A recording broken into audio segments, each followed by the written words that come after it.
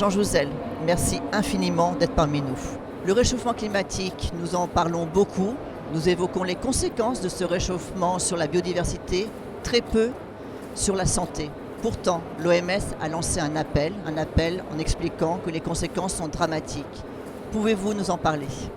Oui, effectivement, l'OMS a fait un appel dans lequel elle redit l'importance des conséquences du réchauffement climatique sur la santé. On peut en prendre deux ou trois exemples.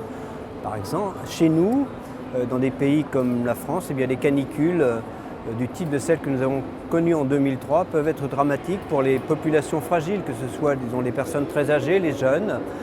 Autre exemple, y compris dans nos pays, les couches pauvres des populations des pays riches sont très fragiles par rapport aux conséquences du réchauffement climatique, mais c'est vrai aussi que dans nos régions, dans certaines régions, il y a déplacement de maladies à vecteurs qui peuvent s'étendre dans d'autres régions, par exemple la dengue, on parle du paludisme. Donc les problèmes de santé sont vraiment au cœur des conséquences du réchauffement climatique, soit à travers des canicules en particulier, des inondations, des périodes de sécheresse également, parce que là on tombe plutôt sur la sécurité alimentaire, mais ce sont aussi des problèmes de malnutrition qui sont vraiment des problèmes de santé dans certaines régions.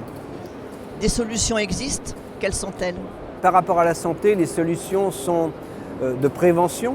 Je crois qu'en France, nous sommes mieux préparés, j'imagine, à une canicule telle que celle que 2003 qu'il y a une quinzaine d'années, c'est très clair. Il faut un suivi du déplacement quand on parle de vecteurs de maladies, il faut bien sûr un suivi, mais par exemple le chikungunya, c'est pas facile, remonte en France et c'est pas si simple. Ensuite, les conséquences dans les pays pauvres, par exemple des inondations, il faut que ces populations se préparent, s'adaptent aux conséquences du réchauffement climatique qui risquent de s'intensifier. Et donc les solutions, c'est à la fois la prévention et puis quand même l'adaptation par les infrastructures et puis aussi des précautions des pays. Par exemple, dans les pays en voie de développement, à chaque catastrophe climatique, on retrouve malheureusement, je dirais, ces zones très fragiles aux inondations. Les gens y retournent quand même au bout de quelques années. Il faudra aussi une vraie gouvernance dans ces pays pour éviter que les choses se reproduisent de la même façon qu'à la catastrophe précédente. Alors on a beaucoup évoqué le réchauffement climatique en disant face au problème de sécurité, peut-être que ce n'est pas la priorité. Est-ce qu'il y a un lien entre sécurité et réchauffement climatique ? Oui, il y a un lien entre sécurité et réchauffement climatique et la projection du GIEC, c'est que le réchauffement climatique risque d'intensifier les conflits.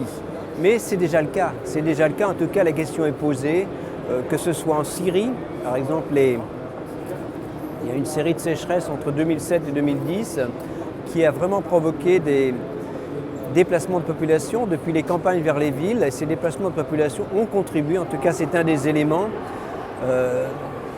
qui a pu être à l'origine des désordres en Syrie, par exemple. Ça rend en tout cas la vie plus difficile. C'est vrai aussi au Darfour, quoique là, le réchauffement est une des composantes, mais on parle aussi de l'incurie du gouvernement soudanais.